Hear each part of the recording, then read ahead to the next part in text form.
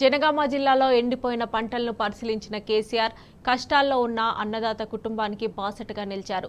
దేవరుప్పల మండలంలోని ధరవత్ తండాలో పర్యటించి ఎండిన పంటలను పరిశీలించిన కేసీఆర్ పలువురు రైతులతో మాట్లాడారు. తండాకు చెందిన రైతు సత్తెమ్మ సాగునీరు లేక ఎండిపోయిన పంటతో పాటు ఇంట్లో పెళ్లి కోసం పడుతున్న కష్టాలను వివరించారు.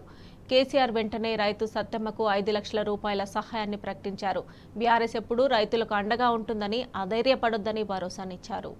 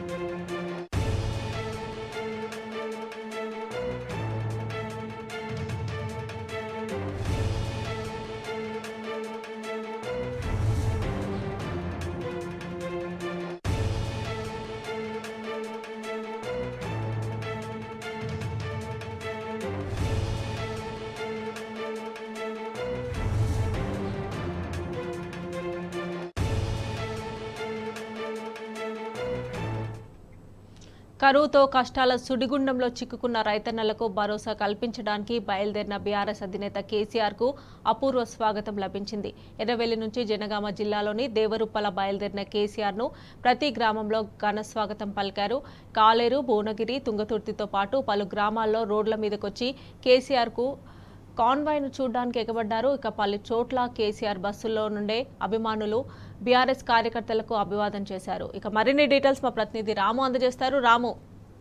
మమతా ప్రస్తుతం తుంగతుర్తి నియోజకవర్గంలోని తుంగతుర్తి మండలం వెలుగుపల్లికి కేసీఆర్ గారు చేరుకున్నారు. ఇక్కడ ఎస్ఆర్ఎస్పీ ఆయకట్టు కింద ఎండుతున్నటువంటి పంట పొలాలను పరిశీలించి ఇస్తున్నటువంటి రైతులతో ముఖాముఖి కార్యక్రమాన్ని కూడా నిర్వహిస్తా ఉన్నారు. ప్రధానంగా ఎస్ఆర్ఎస్పీ కాలువలు 3 దశాబ్దాలుగా ఈ ప్రాంతంలో దువ్వించారు. వరుసగా కాంగ్రెస్ పార్టీ ప్రభుత్వం, టీడీపీ పార్టీ ప్రభుత్వం శంకుస్థాపనలు చేస్తూ ఇక్కడ ఉన్నటువంటి రైతులకు నీళ్లు అందివ్వకుండా మభ్యపెట్టింది. కానీ కాళేశ్వరం ప్రాజెక్టు కట్టిన తర్వాతనే గత 4 ఏళ్లుగా ఈ ఎస్ఆర్ఎస్పీ ఈ కాలువలకు గోదావరి జలాలను అందించి ఇక్కడ ఉన్నటువంటి 2 లక్షల ఎకరాల ఆయకట్టు అంతా కూడా పచ్చగా మార్చారు.